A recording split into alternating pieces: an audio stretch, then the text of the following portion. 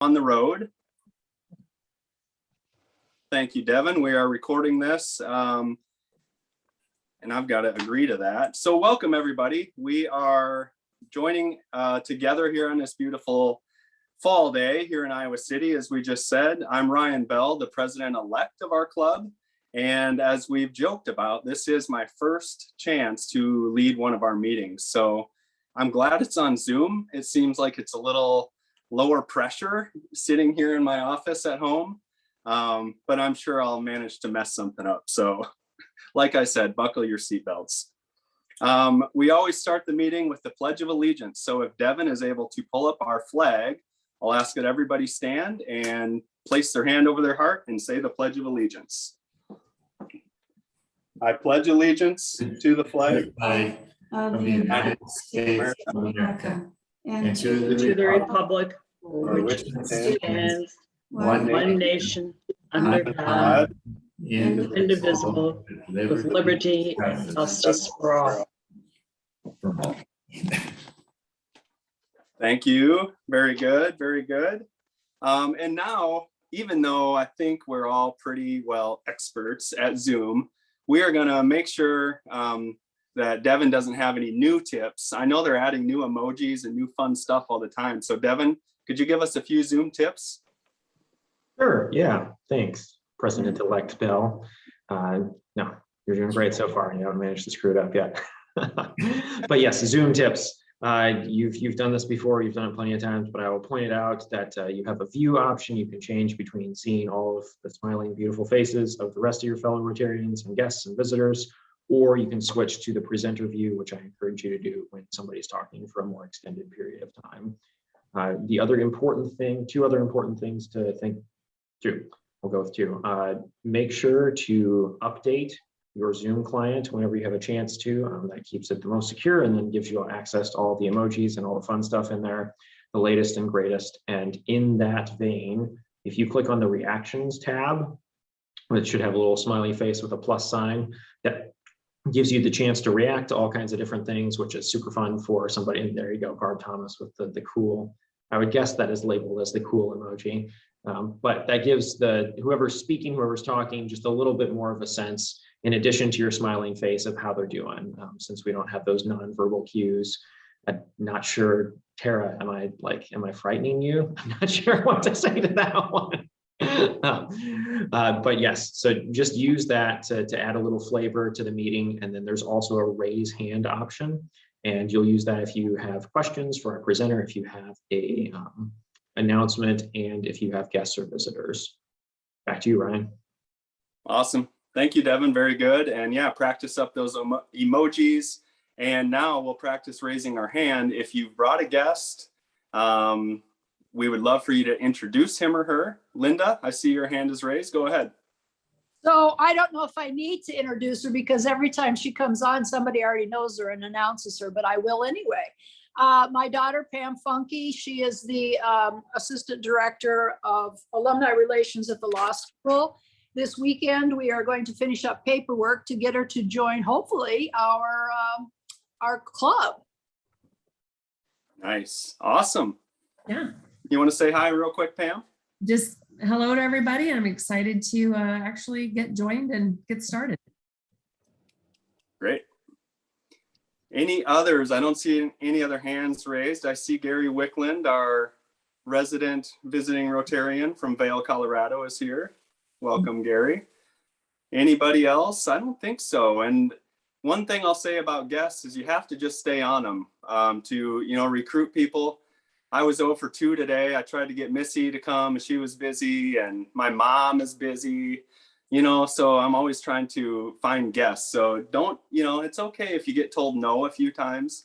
Just keep on asking, and eventually that'll become a yes, because Rotary is awesome. So we need to expose more and more people to it. Okay, we're going to move on to announcements. So again, if you have an announcement, please raise your hand virtually. There we go. Linda, I saw yours go up first. Let's kick it off with you.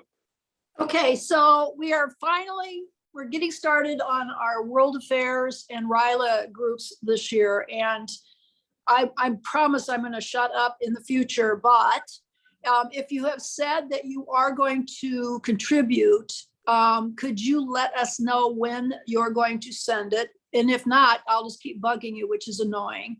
If you cannot contribute this year, let us know that too, and we'll stop bugging you.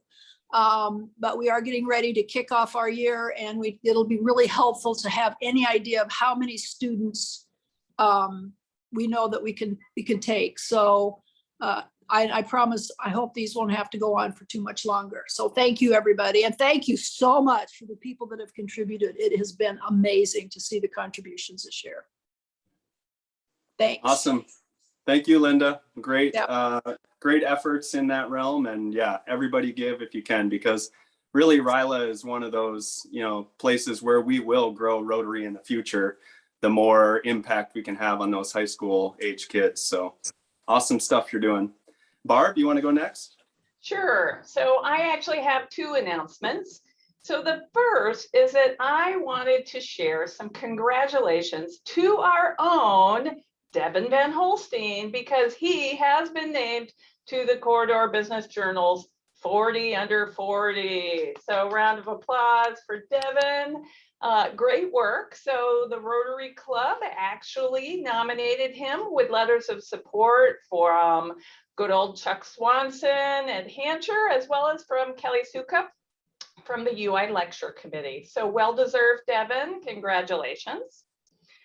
And thanks for all you do for our club, because it's because of that we did that nomination, because you certainly epitomize service above self. So thank you.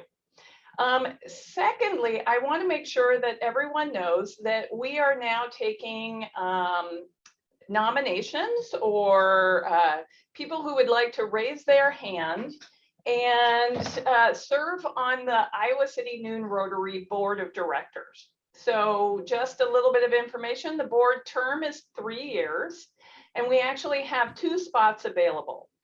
So if you are interested in serving on our board, what we ask is that you write up 3 to no more than 6 sentences about yourself, ideally 3. 1, you should write a sentence about who you are and, let us know who you are. You can say professionally, etc.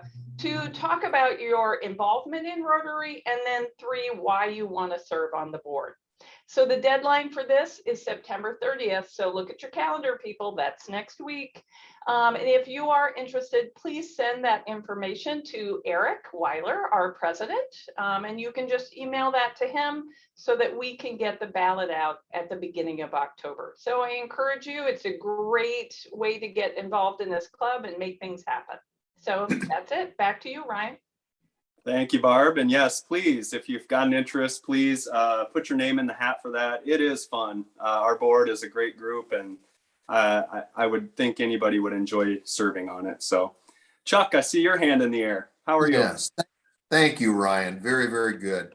I just wanted to announce and share with everybody that today is the Dine Out for Education Day. This is put together by the Iowa City Community School Foundation, and 10% of, and you can look it up on their website, the restaurants that are participating, 10% of the dollars spent will go to the schools. And this is the 10th year anniversary that this has been happening. So take your friend out tonight for dinner. Awesome. Thank you. Thank you, Chuck. Great cause as well. And I've got a few announcements of my own. First of all, another congratulations is in order. We have our own 2 CBJ Women of Influence nominees this year. First, Barb Thomas was nominated for that, and is truly, as we all know, a woman of influence and has guided our club through a lot over the last year. And I'll say continues to be an absolute rock star for our club. So we owe her a lot. And then professionally, I don't deal with her as much in the Tippy School of Business, but I know she's a rock star there too. So congrats, Barb.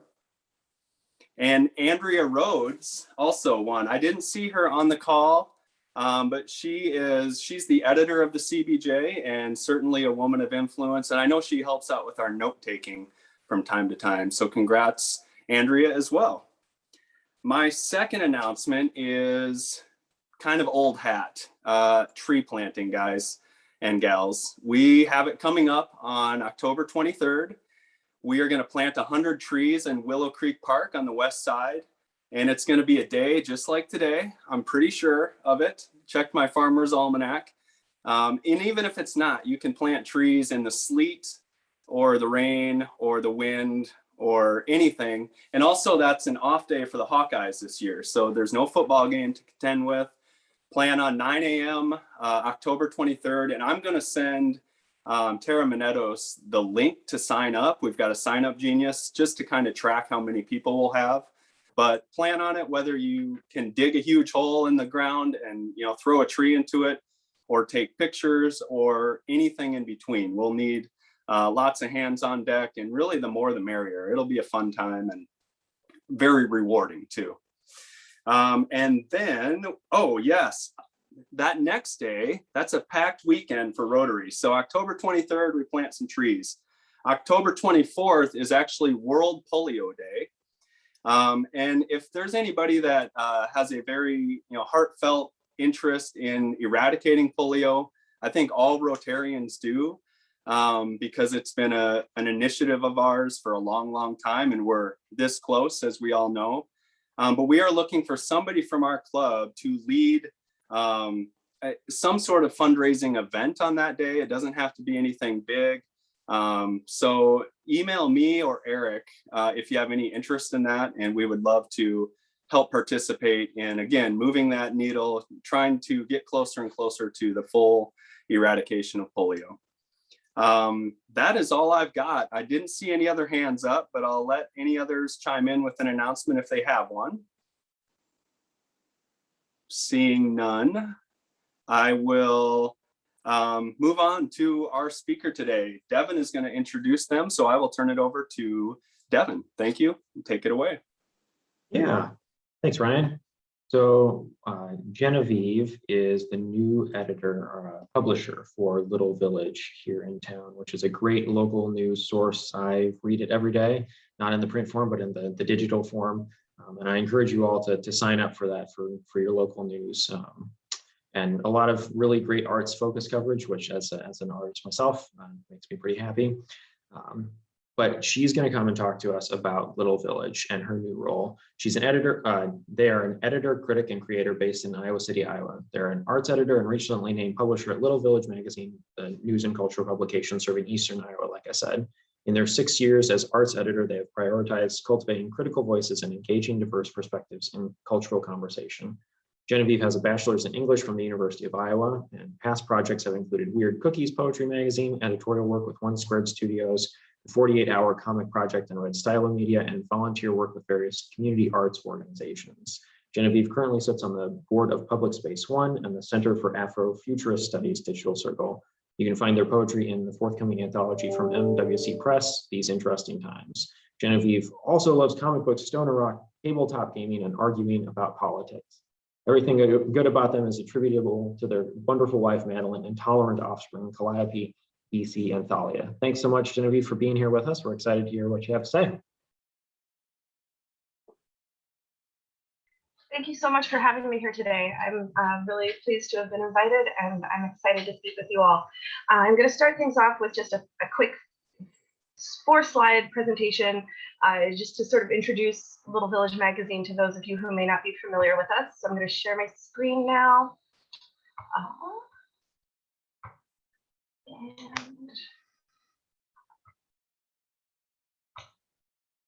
All right, there we go. So we're Little Village, news, culture, and events focused. We've been in Iowa City since 2001.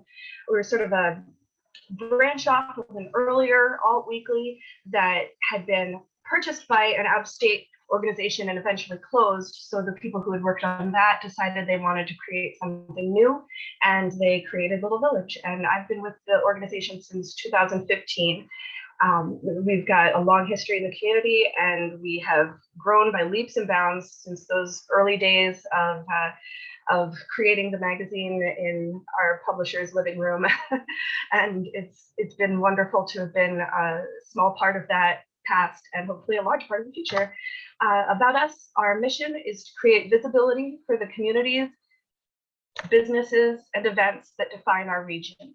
And we do that by focusing on our core values, which are affordability and access, economic and labor justice, environmental sustainability, racial justice, gender equity, multiculturalism, quality healthcare, quality education, and critical culture. We pour those values into everything that we do from every angle. It affects how we choose our news coverage, if that makes sense. We certainly have an excellent news reporter staff, and we certainly don't consider ourselves biased in any way when it comes to reporting the news, but when we choose our coverage, we choose to focus on events and questions that speak to the issues that we feel our readers care the most about, and those are those essential values. We've got 14 people on staff, and all of those but our distribution manager are full-time. And we work with dozens of local freelance writers and artists to create content. And again, it's a huge leap from where we started in 2001. It was years before we were able to pay anybody.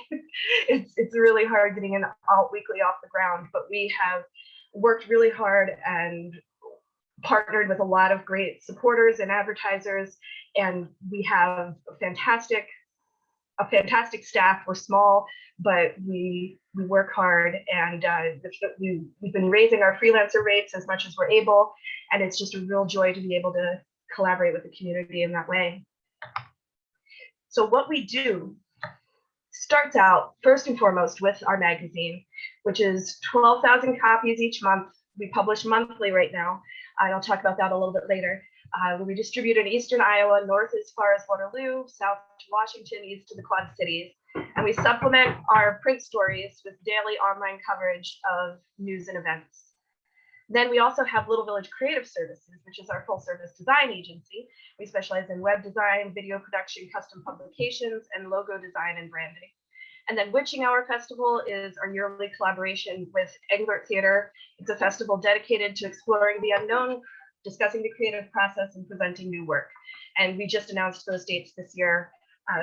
It's going to be November 5th and 6th. We also have a Little Village ticketing platform and various other endeavors that we do throughout the year. But sorry, one moment. I'll be right back with you. Mama. What is it, sweetie?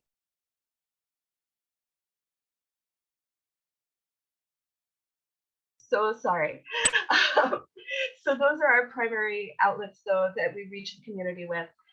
And where we're going, I wanted to talk a little bit about our Rec magazine, our Give Guide, and our Best of the Krandic, which are our three sort of steady magazines. We also have Bread and Butter, which we've been doing for quite a while, but we have Rect, which is a magazine that focuses on the outdoors, and we do that every spring to early summer. And then our Give Guide focuses on nonprofits and retail in town. And then our Best of the Krandic is the competition that runs through the end of this month. If anyone's organizations or businesses are nominated, you might want to encourage your people to vote soon.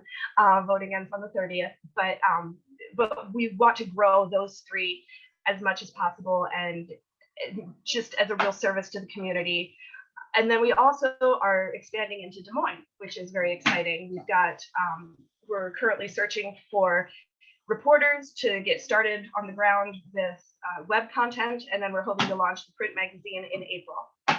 So that's a little bit about us. Stop share.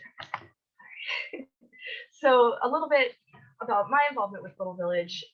I, again, started as arts editor, and I was half-time for 5.5 years. And then a couple of months ago, when our publisher, Matt, his wife decided to take a job out in Washington State, and he realized that it would be more effective to still have a publisher here on the ground. He's still involved as president of the LLC, but we brought me on full-time as publisher to sort of move into the next phase of development for Little Village. And I was asked to talk about a little bit about how things have been challenging over the past year and coming into this role. And it really has been fascinating, the types of challenges that we face. As arts editor, I am involved quite a lot with events and event coverage. And probably the hardest thing when COVID hit was that first issue that we did after things started shutting down, where we had to cut out our entire calendar because most of the events were no longer happening, and then figure out some other way to sort of engage with people.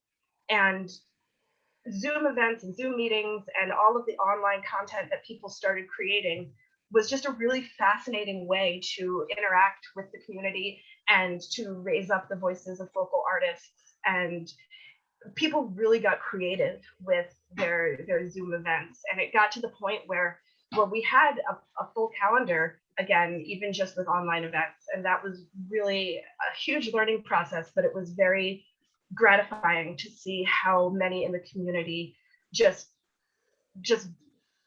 pulled themselves up and found a way to reach their audiences and found a way to interact with one another.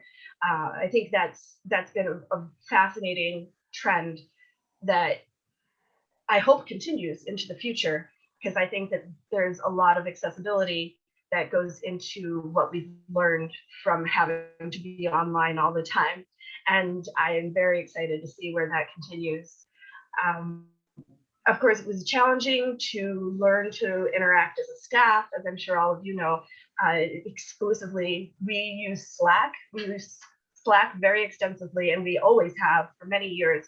So it was easy in a way once people started working from home, because we were already used to communicating in that way. But it was much more in depth and much more extensive, and it helped us, I believe, because now that Matt is on the West Coast, that's the only way that we really interact with him is through Google Meet and Slack.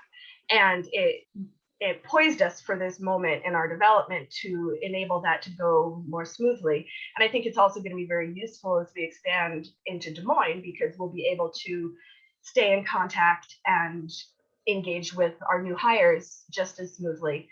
And I think that's a wonderful opportunity that we're going to have. We worked very closely with Egret Theater when we did our Witching Hour festival last year, which is sort of what got me excited about alternate engagement. I'm the mother of a 4-year-old, and I don't get out much even before COVID hit. And it was really incredibly moving for me to sit in my living room at 3 a.m., which is about when I was waking up those days, and watch the Witching Hour Festival recorded online, because it was all remote, all recorded, put together into a video by our fantastic videographer, Jason Smith. And watching it and knowing that I was having the same experience as so many others had had, and that I was able to have it on my own timeline in a way that didn't disrupt my life, was very moving and very powerful. And I think that I know at Witching Hour we're dedicated to maintaining at least some distance presence as well as the in-person festival. And I know I could harp on this for hours because it's a huge passion of mine, but I know that a lot of other organizations in town have been taking these lessons that we've learned to heart. And it's been wonderful in my arts coverage to be able to speak with other organizations and with arts presenters and talk to them about how we will maintain access and accessibility for all people moving forward. As we move into Des Moines, Little Village is sort of codifying our philosophies that go beyond just our mission and our values. We believe very strongly in local media, and we're making it a point to hire Des Moines residents for Des Moines coverage. And we're doing the same thing. We're going to be looking soon to hire a new Cedar Rapids reporter. And we just think it's very crucial that the people who speak aren't speaking to their community, but with their community. And it's something that we incorporate into our freelancer choices and everything that we do, that we want to be the voice for the community. We know that our readership has specific demographics. We're very proud of the fact that Matt likes to say it's an evenly sliced pie when you look at most of our demographic breakdown, for age or for income. But we know that we have particular values, and our readership skews toward people who share those values. But we also know that a lot of our news coverage, especially throughout COVID, was read and appreciated by people who might not have normally read the rest of our coverage, who might not be people who share our organizational values, but who nevertheless look to us as a source for news. And that's something that's incredibly meaningful to us, that we can reach as many people as possible, and that we can be a way of joining the community together, of becoming a hub for voices. We love printing letters to the editor. We love when people come out of the blue and pitch freelance articles to us, which happens a lot. It's crucial to get as many voices heard as possible, and we want to be that avenue for people's voices to be heard. And it continues to be a challenge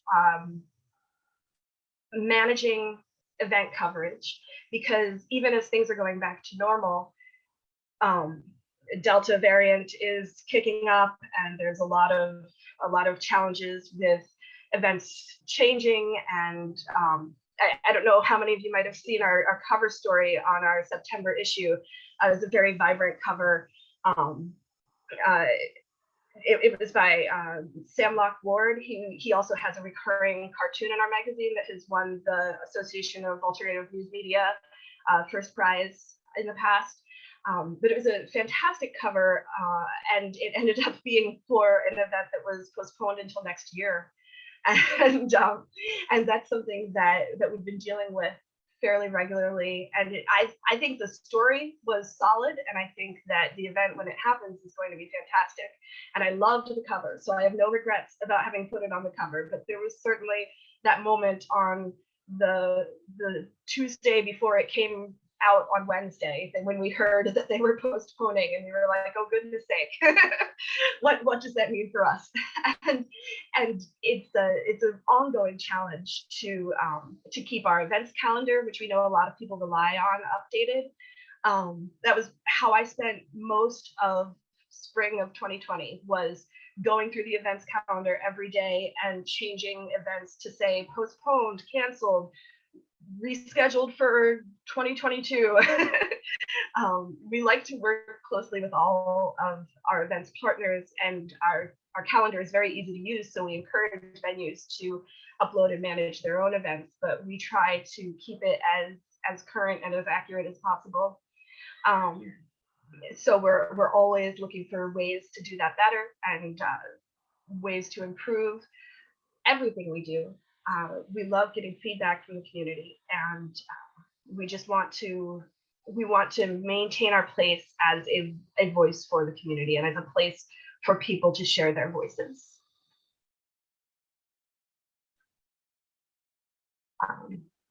I'm not sure how, I wasn't watching my clock, so I don't know how long I spoke for, and I apologize if I didn't go long enough or if I've run over. But if Devin, if you'd like to take it back and move on to the next phase. I don't know if there's going to be Q&A or. We'll do some Q&A, Genevieve. Thank you, first of all. That was a great, historical run through, and then future looking run through of where the little village has been and where it's going. So I see Barb has her hand up. I'll turn it over and let Barb ask a question. Well, Genevieve, I gotta say, just keep up the great work. I love Little Village. And this is maybe not such a question, but I gotta say, I love getting those emails in my inbox. And what I am always impressed by is that you guys find out news that's happening in Iowa City sometimes, and sometimes I hear about it from you earlier than I hear from other media outlets, you know, like when Paul's discount closed, it was your email that, you know, told me about it. And, you know, that says something about me, right? That I was concerned that Paul's was closing. But so one, kudos on the newsletter. I think it's great. And I highly recommend that. And is there a way that you could share with our members how they could sign up to get that newsletter? Yes, let me look. I know it's accessible on our website, but let me pull up the exact. If you want to take that link and put it into the chat, I just recommend for people to get that newsletter. The other thing I really love about Little Village is I love your coupons that you offer. So I'm a big fan of the coupons where I buy, you know, for $10, I can buy $20 at the Dandelion. And, you know, I do that a lot, especially when I have lunch dates with different people. You know, it's a great way to like try different businesses. And I'm always a bargain girl. Maybe that's why I loved Paul's discount so much. But it's another thing I would highly recommend about Little Village. We do really love that collaboration with businesses that we do. It's a great deal for our readers, and it's a great deal for the businesses. And it really does, as you said, open people up to new experiences they might otherwise not have tried. I'm going to put our website link here, and you should get a pop-up if it's, you know, one of the first times you visited the website, or if you haven't been to it before, you should get a pop-up that prompts you to join the newsletter. And we'll send out a newsletter after this too, and we'll include that link in there for you, Genevieve, because yeah, it sounds like I'm missing out. I need to get signed up for that. We also have other great ways for people to engage. We've got, if you support us at the $10 a month level or higher, then we will mail our physical magazine directly to your home, so you don't have to scrounge around town for it. I know we try to have good distribution, but I know that not everyone lives where they can easily find a copy. So we find that a lot of people appreciate that ease of access.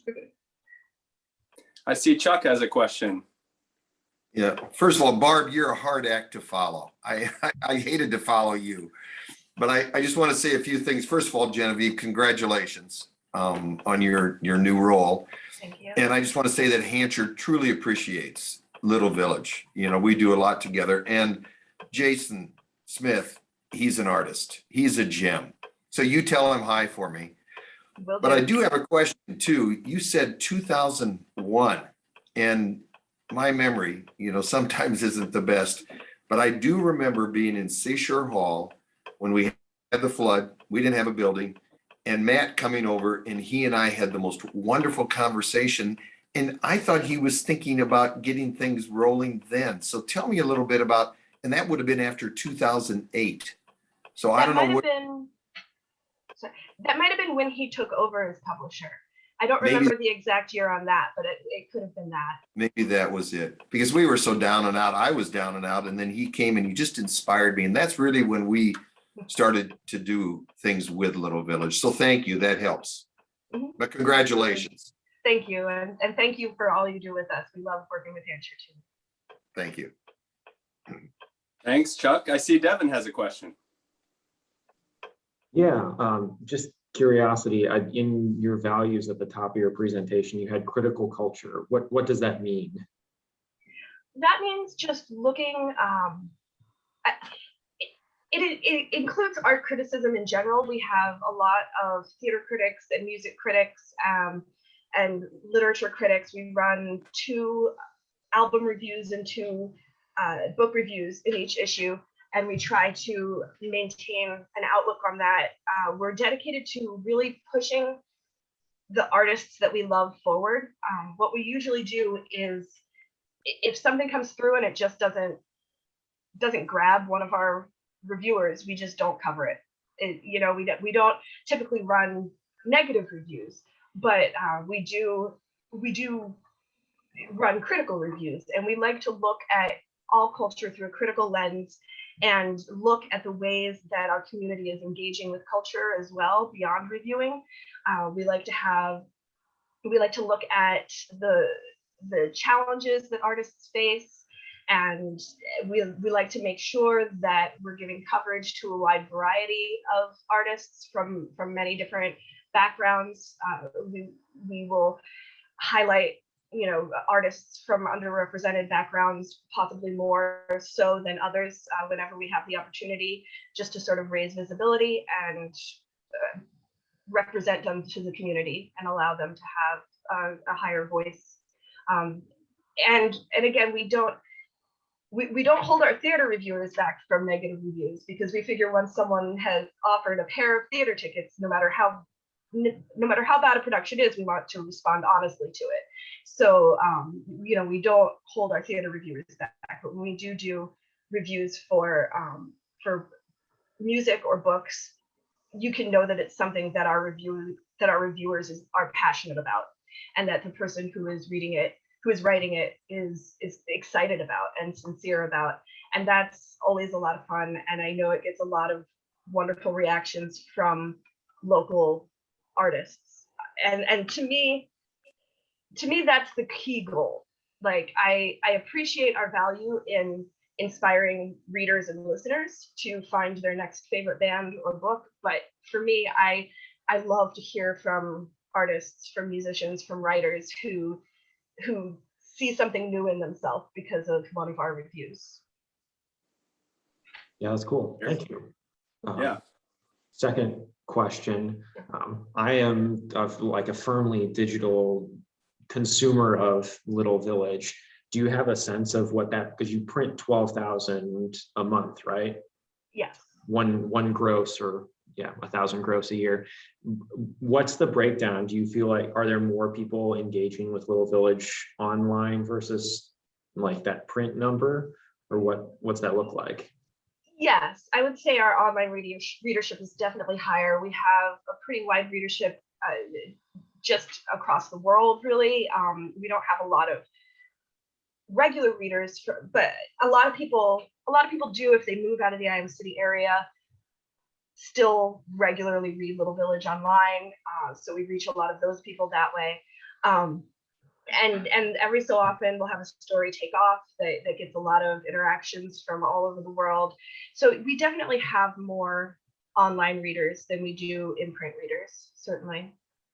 And that reminds me that I was going to mention earlier that one of the hardest decisions we made during COVID was switching from a twice monthly to a monthly magazine. We were printing twice a month for several years, and it was a big moment of excitement when we started printing twice a month, and it was something we were very proud of.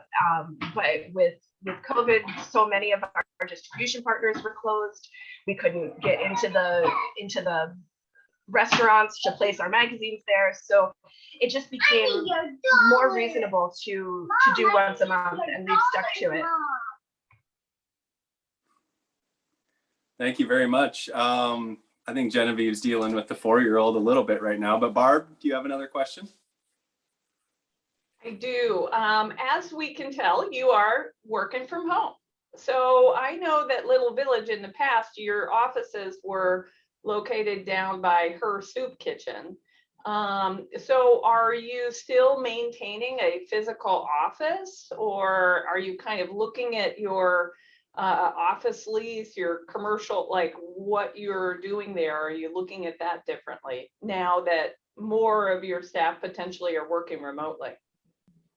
We do still have our office there. We also have an office downtown, which doubles as a photography and video studio, and we are maintaining those.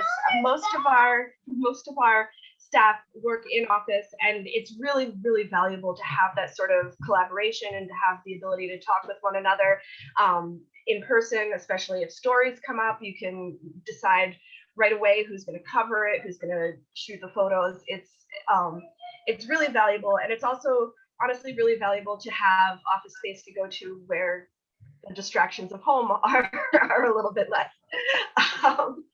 But it is also nice for all of our staff to know that they're welcome to work from home if they have anything going on, if they're busy, we have very flexible schedules for our staff. So we're glad to be able to provide that. Good question, Barb. Kelly has a question. Hi, Genevieve. Thanks for sharing. Do you have a favorite story or artist that you've heard from that you can share with us? That is a very, very difficult question. Gosh, personally, as a reviewer and a writer, I would have to say that it was, I did an interview with the musician Donovan a few years back when he was coming to perform in Fairfield. And I was sitting at a picnic table outside my previous employer on my lunch break, and he was somewhere on a mountain in Scotland or something, wherever it is Donovan lives. And it was a very faint connection, but just his way of speaking was, you can tell you can tell that he's into transcendental meditation. He just has this like incredible presence, even on the phone, even with a faint connection from the top of a mountain. It was just so palpable. It was an incredible experience. Great question, Kelly. I've got a question too. I'm a publisher in my own right, and I publish an annual magazine, so I can't imagine the work that and the constant effort you guys are putting in. So applaud that. And I'm just curious, as you expand into Des Moines, will you include the Des Moines content in our local print copy, or will you print a separate and different copy out there? We're planning to do a separate copy out there. There will be some shared content because we do sometimes have, even now, content in our issue that's either evergreen or statewide. There was recently an article on water quality that would have been perfectly sufficient for both markets. But we do intend to vary the calendars in each issue and to vary the primary content. And we might keep things like the Dear Kiki column or the Your Village column. Those might be in both, but we hope to have different voices for some of our ongoing columns. Like we have a humor column in our issue here where the writer is very local and very specific in her humor. And I think that having something like that for our Des Moines audience from a different voice is going to be valuable. So it will be a different magazine with some shared elements. Very cool. Any other questions from the gallery here? I don't see any other hands raised. That was awesome. Good interaction. Thank you, Genevieve. You did great, juggling there. So thank you very much for taking the time and making the effort to give that information to us. Also, we mentioned polio earlier, but we're going to make a donation to the Rotary International Polio Plus Fund in your honor for your time speaking to us here. And that money will actually buy 70 vaccinations of the polio vaccination for folks. So thank you very much for your time again. Just quick final reminder, our program next week is Brad Freoff, the Conservation Program Manager of the Johnson County Conservation Board. So that'll be pretty cool. And Devin, here's your warning, but we always end our meetings with the 4-way test. And so if we could pull that up, we'll just unmute and just pile on with the 4-way test here all at once now of the things you think, say, or do. Is it the truth? Is it fair to all concerned? Will it build goodwill and other friendship? Will it be beneficial to all concerned? Thanks, everybody. We'll see you guys soon.